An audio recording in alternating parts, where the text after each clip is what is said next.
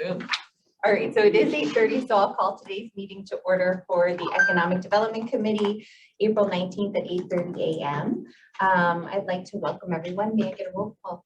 Roll call, please. Absolutely. Chair Tava.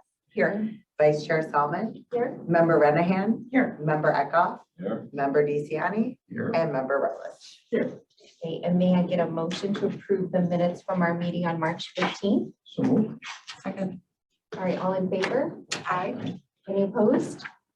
All right, that passes. All right, so as far as Chairwoman's remarks, I just thought I would remark a little bit on the current economy. The March jobs report showed that we added 431,000 jobs in the US, and the figures for January and February were revised upward by 95,000. So the US has added 1.7 million jobs between January and March, and unemployment is at an all-time low of 3.6%. Of course, we all know inflation is an issue here, but it's a global issue, so it's not just impacting the United States. That's at 7.9%. And I think that that's really all I have as far as an update. Do we have any public comment today? We do not. Okay. All right, so then the other thing that we have today is the incumbent worker training memos. So can I get a motion to replace both A and B on file? So moved. All right, all in favor? Aye. All right, any opposed? All right, that motion carries. We've also got one procurement requisition, EDP 14522, recommendation for the approval of a contract with Quad County Urban League for youth training program period of May 1st, 2022 through April 30th, 2023. Contract not to exceed $347,353.36. All right, any questions, comments? Get a little info on it. Sure, of course. Sure. So this is a really unique program. It's one of a kind for DuPage County because they're partnered with NICOR. So it's the NICOR Career Academy program. They've had great success with it. I believe they've done maybe 4 cohorts so far.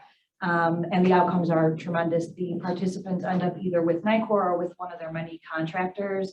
There's a lot of work-based learning in this, and NICOR and their staff are involved in that. They've kind of helped steer the curriculum. And those are always the types of programs for young adults that we're looking for that really have that industry backing.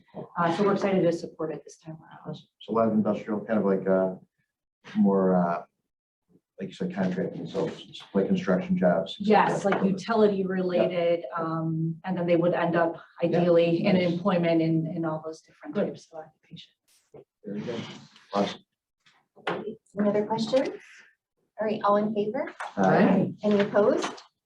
All right, that motion carries. And Lisa, you should sit down so Oh. quickly. We're gonna hear our presentation for Right. this morning. So I'd like to welcome Lisa Shabak from WorkNet for her presentation on her annual update.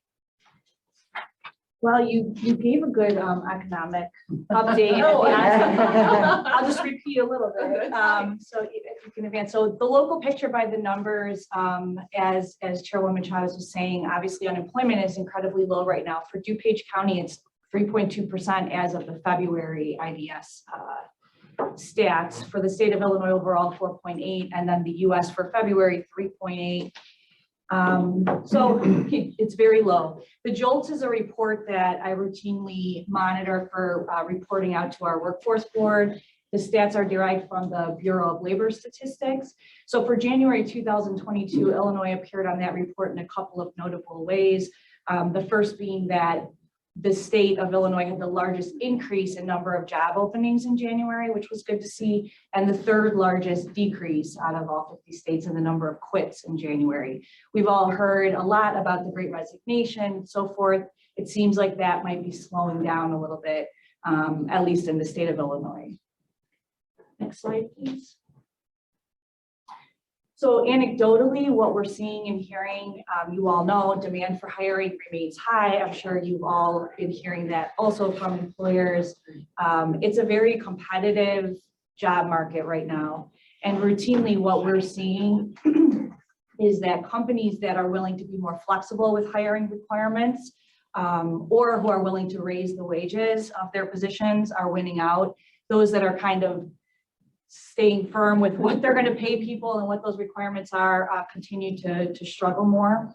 Layoffs obviously are extremely low right now, particularly mass layoffs, which is good to see. We are, however, monitoring and doing some proactive outreach to mortgage companies and finance companies in the county in anticipation that there could be some layoffs coming in that space due to the rising interest rates and everything that's going on there. And then we've also recently did a mailer to at-risk DuPage businesses using Dun and Bradstreet info. We're trying to capture through the companies, if they have to just let 1 or 2 people go, give them our information and let them know that, you know, we're here to kind of support their transition. As far as the clients that are coming to us, it continues to be the same pattern. We're funding a lot of individuals for CDL. IT obviously is always our bread and butter, and then healthcare as well, specifically with nursing and medical assistant positions. And then as far as budget goes, the state of Illinois already is aware that for our next program year, which begins July 1, the state as a whole got a funding cut of $12.5 million for our programming. So we do anticipate getting a budget cut here locally in DuPage next program year, and I've been preparing for that kind of over the past 6 months or so to offset any cut that comes through for our next allocation.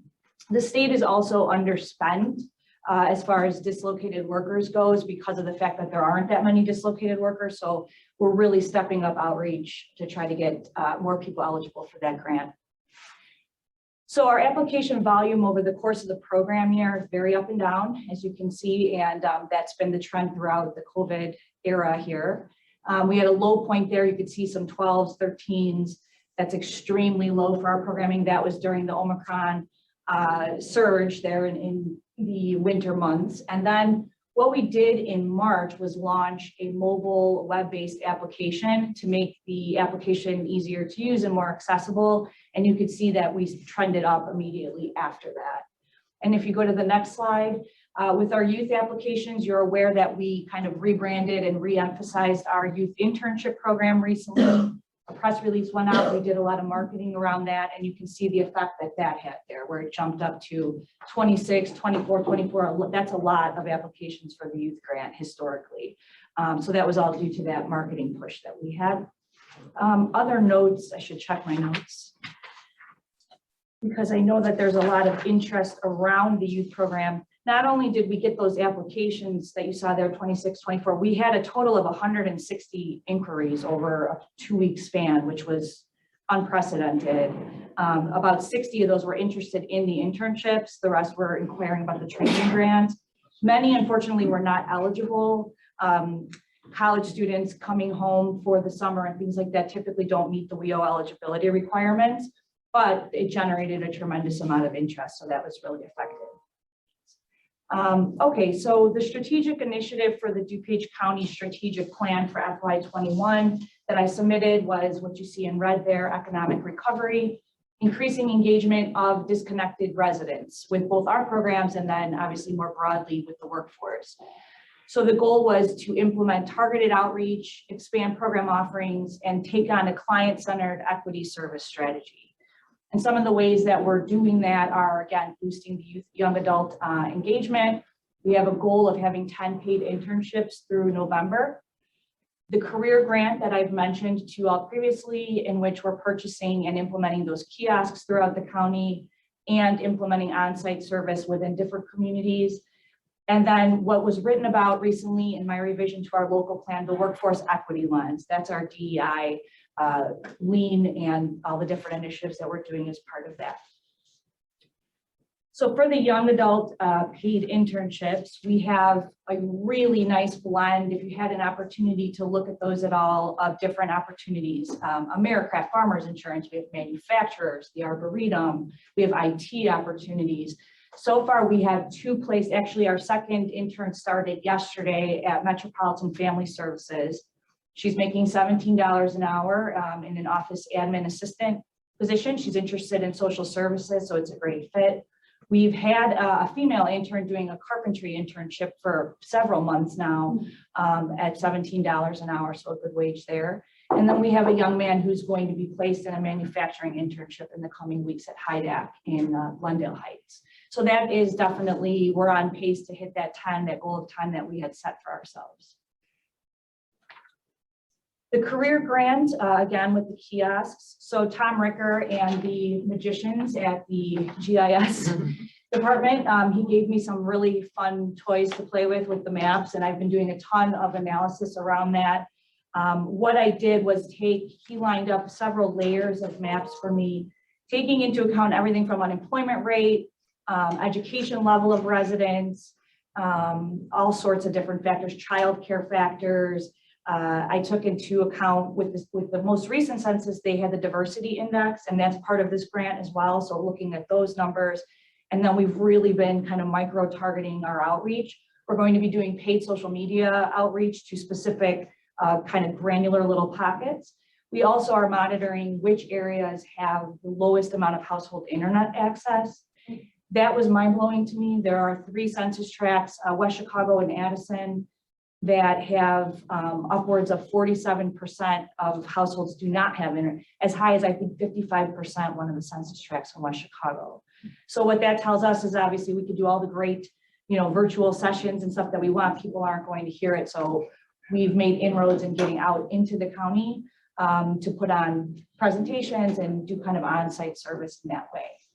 The 3 locations, you might recall, we're planning on having 8 kiosks. Ultimately, we're starting with 3 to test it, make sure that it's working, and then we will scale up from there. The first 3 will be housed at the Addison Resource Center, the West Suburban Community Pantry in Woodridge, and then West Chicago is going to kind of float around to a few different locations there in partnership with the Chamber of Commerce. They're going to kind of oversee where it's located. So that is all kind of moving forward according to plan, and I will obviously continue to keep you posted on progress there. And the next slide, please. Workforce equity lens. Also been doing a ton of work in this space, basically taking into consideration DEI, diversity, equity, and inclusivity when planning and delivering our services, and then removing as many obstacles and barriers as we possibly can for the people in the community that need our help. So we've been doing this in our all staff meetings. I led some small group work. We came up with a few items to start with, and 2 of those were digital literacy, and then how we can make services more accessible to English language learners. Digital literacy, we've now implemented the North Star system, which allows us to do assessments on people's skills, and then they can also access curriculum or officially testing site for that. We've also partnered with People's Resource Center, and they are hosting free courses on Wednesdays in our new computer lab. Currently, they're doing PowerPoint, and then in a few weeks' time, they'll be starting an Excel course. Obviously, those are critical skills across all industries at this juncture. So that's been a great partnership for us so far. English language learners has always been sticky for us because once you get to the point where you're receiving a voucher to go to training, if those English skills, the training's in English. So you can do outreach, you can, get people into the center, you can even have counselors or interpreters that can, facilitate that process, but then where do you go? So I've been working on putting a bunch of pieces together, and I'll be rolling this out next week for all of our staff. We have a partnership now with LARC, the Language Access Resource Center, which is part of the DuPage Federation. They are going to be translating materials for us into various languages, starting with Spanish. And then they also provide interpretation services for group sessions or one-on-one appointments. So that's kind of step 1. We have to be able to do the outreach effectively. Then when they come to us, we need to be able to have interpreters or be able to guide them through that process.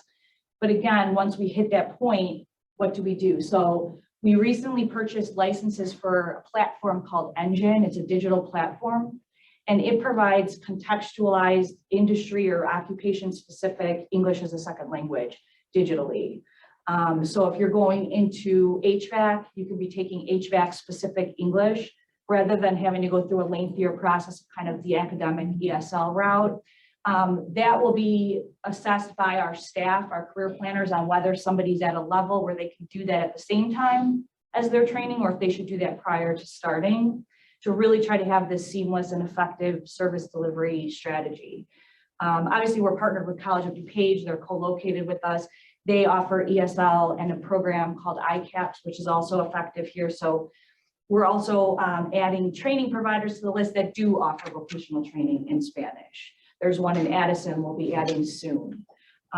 So really trying to make this seamless and make sure that everybody has the opportunity to avail themselves of our services. Another thing that we recently did on April 12th, we hosted an employer event around second chance hiring for people with criminal records. And we provided a number of resources. We had testimonials. That was very successful. We had upwards of 30 employers on that event. And then also next Tuesday, it's going to be a busy all staff meeting. I will be doing a Breaking Boundaries. You guys might remember I started that initiative a few years back about non-traditional occupations for women and trying to steer more women into some of those higher paying career paths. And so we're making sure that all of our staff, including newer staff, are aware of how to do career counseling. If you have a female come in, how to guide them towards, what all the options are and considering all of the options. So that's another part of our workforce equity strategy. Next slide. And that is it. I wanted to share a couple success stories. I meant to add this at the end of the day yesterday and forgot to, but we also had, we always have neat success stories, but one that really stood out for me recently. We had a young woman, single mother of 2 children, who had come here from Ukraine, obviously prior to the conflict. She was working as a maid at a health clinic. The name escapes me. She was cleaning, the rooms and stuff after hours. She was laid off when COVID hit, so she was part of the wave of layoff. Came to us, we funded her for medical assistant training. So I was doing a quarterly report for the grant that she was funded out of the other day, and I was trying to see where she's working at now. And I'm like, oh, the council forgot to add the new employer. She actually was rehired at the employer that she was cleaning the rooms for as a medical assistant, and is now making a significantly higher rate. So that was a nice story. And we also had a young man with a disability whose twin brother was an over-the-road truck driver. I was telling Joan about this the other day. His dream was to become an over-the-road truck driver. He has physical challenges that go along with his disability. And so some of our training providers said they didn't think that they would be able to work with him. We found a vendor who could provide the training, and the young man excelled at this course. He's now employed at a trucking company. We have video of him like joyously taking the class, the instructors beaming. So a lot of good impact is being had with these dollars. We just want to have even more of those stories. So the key right now is really on the outreach component. Any questions? Number 7. It's mostly just a thank you, the paid internships. I think it's really just game changing for kids. I never got to do internships either in high school or college because people like when you pay your rent. And so having paid internships in fields that they're interested at wages where they can actually maybe save a little bit of money is just going to be game changing for families. So yeah, we're so excited about it. And to be able to set those wages, the trick with young adults is we're trying to communicate that there's a difference between a job and a career, because you could work at Wendy's and Target right now for 17, 18, but over time, it's kind of making that long-term picture clear where young adults sometimes aren't thinking that far ahead about benefits and all of these things. So yeah, we're thrilled to be able to provide these opportunities. As far as the, are we paying the full wage on the internships? Mhm. Yeah.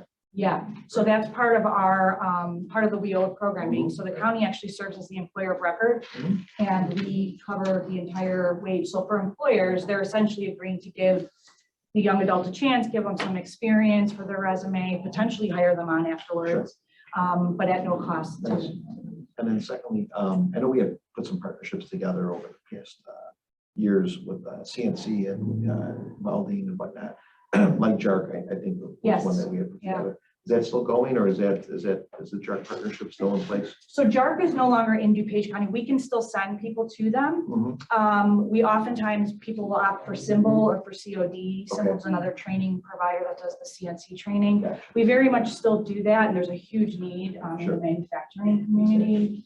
We've had a lot of success in that space with our partnership with World Relief. A lot of people that are being served by World Relief have opted for those CNC programs.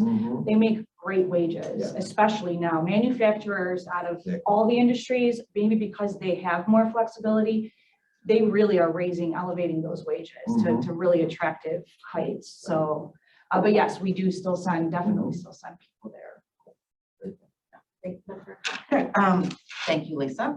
On your second chance employment opportunities, is there any kind of expungement resources that you're providing in addition to job opportunities? I laugh because we just talked about this at our leadership team meeting yesterday.